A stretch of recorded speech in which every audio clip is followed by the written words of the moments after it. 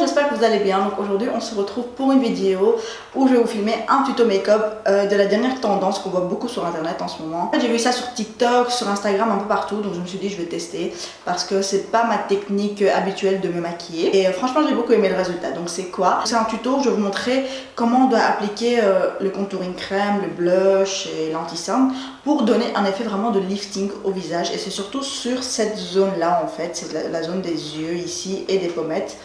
Pas pour le front ou quoi. Franchement j'ai beaucoup aimé le résultat. Un petit souci c'est que j'ai appliqué un fond de teint nouveau dont j'avais jamais testé la teinte et que j'avais reçu en choisissant la teinte sur internet, qui était beaucoup trop foncé, donc j'ai dû appliquer un autre anti-cerne qui n'était pas ma teinte habituelle. Donc ce qui s'est passé c'est que mon anti-cerne n'est pas assez clair, assez bright.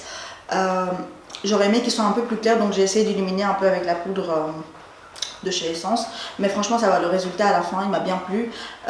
Mais voilà, sachez-le que vous devez toujours utiliser un anti-cerne un peu plus clair que ce que moi j'applique par rapport à la différence avec mon fond de teint pour avoir vraiment cet effet de liftant, mais pas trop clair, attention, juste un ou deux tons, c'est largement assez. Je vais arrêter de parler et je vous laisse avec le tuto. J'espère vraiment que cette vidéo vous plaira et c'est parti. Alors la première chose que je vais faire c'est commencer par une petite base de chez Ole Henriksen. J'aime beaucoup celle-là parce que c'est une base qui est lumineuse, elle vient donner vraiment un glow au visage. Je l'applique plus sur les points hauts du visage et le reste je viens estomper à la main, mais je le mets un peu partout on va dire.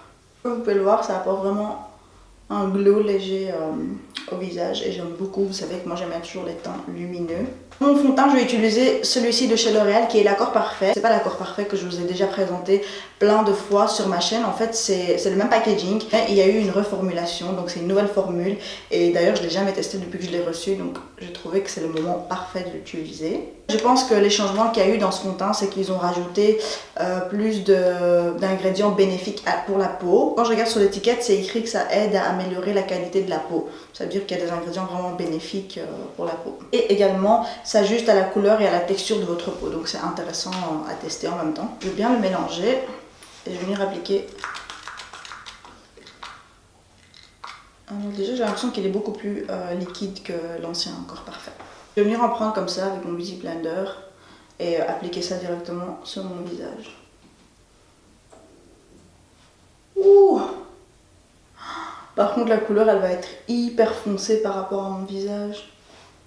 Oh my god, c'est genre hyper foncé, je vais devoir maquiller tout mon torse là. Fini, il est vraiment super beau. Trop beau, il est bien lumineux. Très léger. Mais comme j'ai dit, je vais vraiment devoir bien descendre ça sur mon cou.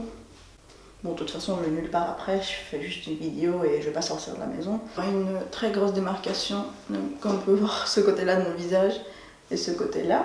C'est bien d'avoir un peu de bronzage parce que moi, je suis une grosse complexée de ma couleur. Je déteste ma peau blanche. En tout cas, la texture du fond de teint est super belle. Je vais aussi en mettre un peu là sur mon torse parce que la différence de couleur...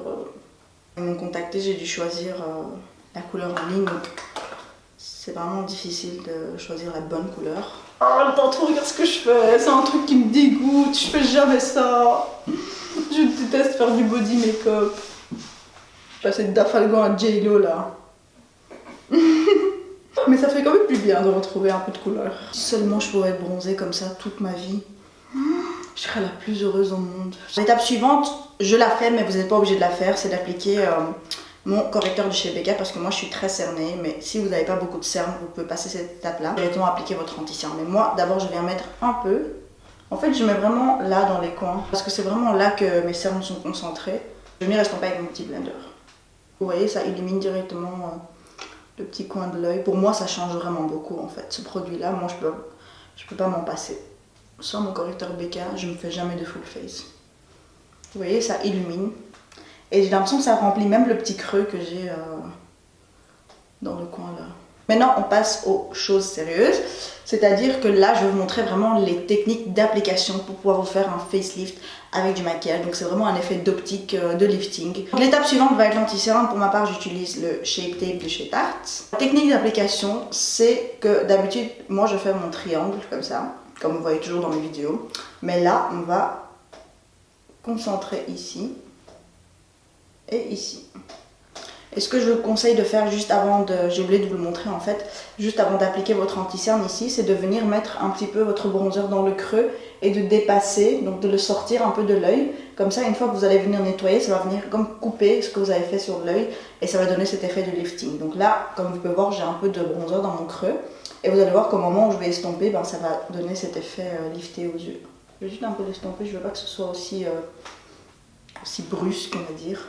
Ok, donc là j'ai bien estompé mon anti-cerne. Je vais maintenant venir utiliser un contouring crème. Donc c'est un stick de chez Morphe qui s'appelle Dimension Effect Contour Stick. Et c'est la teinte Effect 13. C'est ce qui est écrit en tout cas. Je ne me rappelle pas parce que je l'ai acheté depuis longtemps. D'habitude, ce que moi je fais, c'est que tout le monde fait, c'est qu'on applique notre contouring dans le creux. Mais là, cette fois-ci, on va venir l'appliquer plus haut en fait. Donc pas dans le creux, mais juste en haut du creux. Et je vais faire pareil de ce côté-là aussi. Je vais également en mettre un peu sur mon front et un peu ici. J'estompe ça avec mon Beauty Blender. Le truc en fait, c'est que si vous appliquez trop bas en estompant, ça va encore plus descendre. Parce que là, vous voyez, je l'avais appliqué aussi haut, mais ça s'estompe dans le creux. Donc c'est ce qu'il faut en fait. Alors que si vous l'appliquez déjà dans le creux et que vous l'estompez, ben, il va descendre genre sur la joue. Et ça va faire un effet vraiment tombant sur le visage. Là, on a vraiment un effet de lifting. Et j'aime trop ce stick de chez Morphe parce qu'il s'estompe vraiment facilement. J'ai estompé ma mâchoire, j'ai pris du poids et j'ai pris un double menton. Enfin, j'ai pris du poids depuis longtemps, je crois que je vous l'avais déjà dit, mais j'aime pas parce que j'ai pris un double menton. Pour mon blush, je vais utiliser un blush crème de la marque Patripta en teinte She's That Girl et je vais utiliser la partie crème, bien évidemment. Et le blush crème, encore une fois, on va venir le mettre en haut ici. Je l'applique bien haut, comme j'ai mis mon contouring, et je vais venir estomper encore une fois en restant bien sur le haut. Vous voyez, je l'estompe, mais je viens pas trop vers l'avant ici, ce qui peut également faire tomber mes joues. Là, ça me fait vraiment des pommettes bien hautes. J'aime bien toujours mettre un peu de mon blush un peu sur mon front et mon nez aussi. Alors maintenant, c'est le moment du nettoyage, entre guillemets. Donc ce qu'on va faire, c'est qu'on va venir appliquer la poudre libre, la poudre baking, vous pouvez l'appeler comme vous voulez.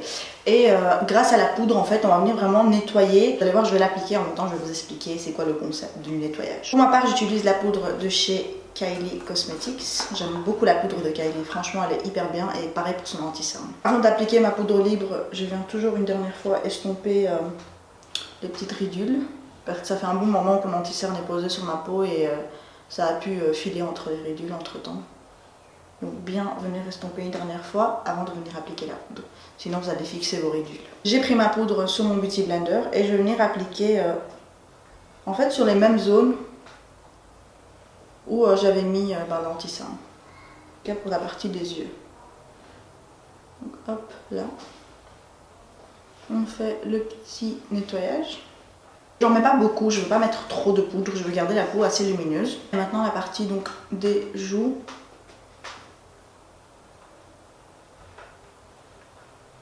Là on veut surtout pas que le contouring et le blush descendent trop. Alors voilà, maintenant que mon voisin il a fini sa séance de jardinage, il y a la pluie qui commence. C'est la Belgique, hein.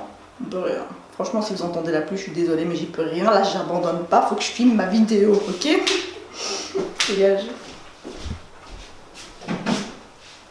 Donc là, j'ai bien donné un petit coup de nettoyage. Salut, je fais une petite incise dans la vidéo de ma soeur pour dire que moi aussi, moi aussi je suis youtubeuse. Tati Vic Lolita, ma chaîne, pour aller me suivre, d'accord? Pour ceux qui aiment le lifestyle, la bouffe et les conneries, c'est chez moi, d'accord? Surtout la bouffe, ok? Maintenant je vais venir appliquer un blush en poudre pour fixer tout le travail que j'ai fait en crème, c'est très important. Je vais utiliser cette palette de chez Becca en collaboration avec Jacqueline. Cette palette elle n'existe plus, elle est plus vendue, ça fait des années que je l'ai, mais je l'adore, je peux pas l'abandonner.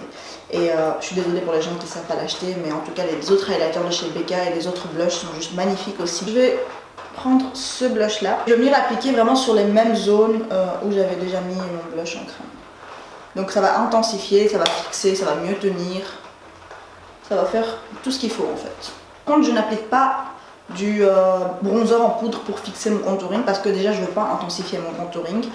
Ces derniers temps, j'aime bien les contourings plus soft. Et en plus de ça, une fois que je fixe avec le blush en poudre, ça fixe en même temps mon contouring aussi. Donc pas besoin de mettre du contouring aussi. Mais si vous voulez du bronzer en poudre par-dessus pour intensifier, vous pouvez toujours le faire. J'applique maintenant ma petite poudre lumière de chez Essence. J'utilise toujours ça après mon baking pour venir bien illuminer les zones où j'ai mis l'anti-cerne. En même temps, pendant l'application, je retire l'excès du baking. J'utilise ce petit spray au pastèque, Watermelon Spray, de chez Soap Bros pour fixer. J'aime trop ce spray, il est hydratant. Ma petite technique, c'est qu'une fois que je mets le spray, je prends le dos de mon petit blender qui est propre et je viens passer par-dessus. Donc ça fait vraiment en sorte que le make-up fond bien avec votre peau et ça le rend plus naturel du coup. Donc voilà, je vais vite aller terminer le reste de mon make-up, donc mettre mon mascara, mon rouge à lèvres et je reviens tout de suite. J'ai fini le reste de mon make-up, mais je viens de me rendre compte que j'ai oublié de vous montrer l'application de l'highlighter, qui est très stratégique encore une fois pour cette technique de facelifting, donc je vous montre. Alors je vais utiliser l'highlighter de la palette Becca encore une fois parce qu'il est très doré et comme là je me suis vraiment beaucoup bronzée, il ira super bien. Je vais utiliser le Champagne Pop qui est celui-ci. Celui-là il est plus doré et celui-là il est un peu plus rose gold, plus champagne, donc je vais utiliser celui-là. Le truc c'est de venir vraiment appliquer ici. Et ne surtout pas venir trop en avant parce que le fait de venir trop ici, encore une fois ça peut faire tomber les joues, donc restez vraiment sur l'arrière tout comme le blush et le bronzer, et on va en mettre un peu ici aussi. Je sais pas si vous pouvez bien le voir. Oui, j'ai rajouté un peu de eyeliner, j'ai fait le contouring de mon nez, j'ai fait les lèvres et vous voyez le changement que ça fait, tout ça. Après avoir appliqué mon highlighter, j'aime toujours venir mettre un coup de spray sur mon petit blender et venir tapoter par dessus. Ça le fait bien fondre avec ma peau et ça le rend plus naturel. Donc voilà, ce sera tout pour ce tuto de facelifting. J'espère vraiment que cette vidéo vous aura plu. Dites-moi si vous avez déjà testé cette technique là ou si vous le testez après avoir vu ma vidéo. Dites-moi en commentaire si vous avez aimé, si vous avez trouvé que ça fait une différence ou pas. Ça me fait toujours plaisir d'avoir vos feedbacks après avoir testé mes techniques. Je dis pas que c'est ma technique, c'est moi qui l'ai inventée, hein. Je l'ai vu un peu partout sur TikTok et Instagram. Mais voilà, je voulais le tester avec vous sur YouTube aussi. Donc voilà, si jamais vous le testez, dites-moi quoi. Je vous fais plein de bisous, n'oubliez pas de vous abonner à ma chaîne, de liker cette vidéo si vous avez aimé, de laisser en commentaire ce que vous en pensez comme d'habitude. Et je vous dis à bientôt pour une nouvelle vidéo. Mouah.